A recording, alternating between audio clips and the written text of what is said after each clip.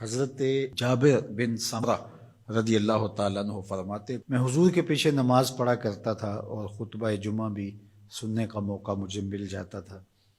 فرماتے تھے حضور کے خطبے بھی زیادہ لمبے نہیں ہوتے تھے، حضور کی نمازیں بھی زیادہ لمبی نہیں ہوتی تھیں۔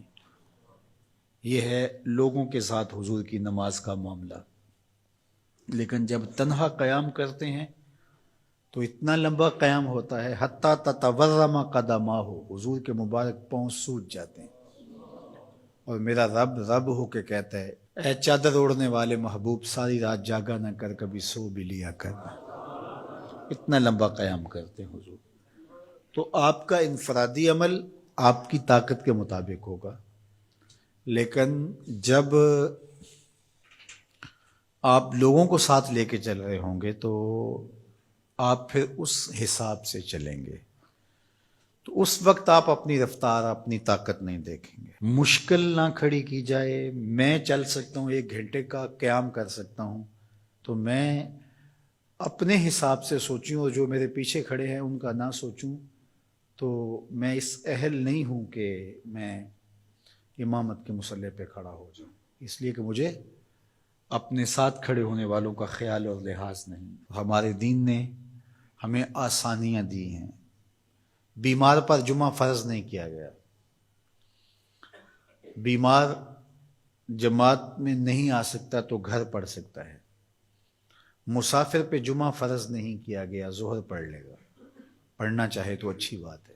مسافر پر نماز عادی کر دی گئی ہے، نماز قصر ہے اس کے لیے۔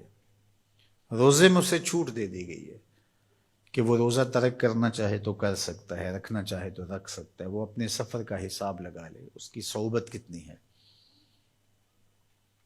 اسی طرح اور بہت ساری چیزیں ہیں شریعت اسلامیہ میں جس پر ہمیں چھوٹ دی گئی ہے، ہمیں سہولت دی گئی ہے۔ ہماری وہ چیزیں جو ہمارے اختیار میں نہیں ہوتی، ہمیں ان پہ پکڑ نہیں کی گئی۔ ان اللہ تجاوز عن امتی الخطا والنسیان وما استکرہوا، اللہ نے اس امت پر 3 چیزیں معاف کر دیں: غلطی لگ جائے،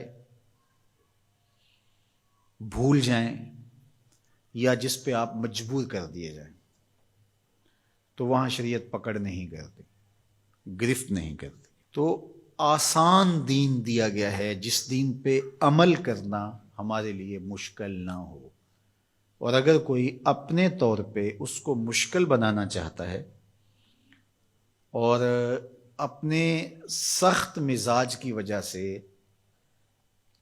اس میں کوئی چیز لانا چاہتا ہے، عبادات میں، اعتقادات میں، رویوں میں، طرز زندگی میں، انداز معاشرت میں، تو شریعت اسلامیہ نے اس کی نفی کی ہے۔ کیونکہ بہت سارے لوگ ایسے ہیں کہ جو عبادات میں بہت سارا غلو کر جاتے ہیں، تو اس سے منع کر دیا گیا۔ یہاں غلو یہاں تک ہوتا ہے کہ وہ رہبانیت تک پہنچ جاتے ہیں، تو اس سے روک دیا گیا، اس سے منع کر دیا گیا۔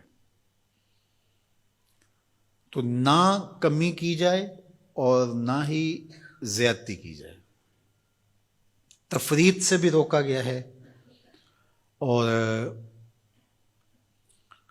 غلو سے بھی منع کیا گیا ہے۔ افراط و تفریط کی بجائے جو درست اور صائب اور معتدل رستہ ہے اس کو اختیار کرنے کی تلقین کی گئی ہے۔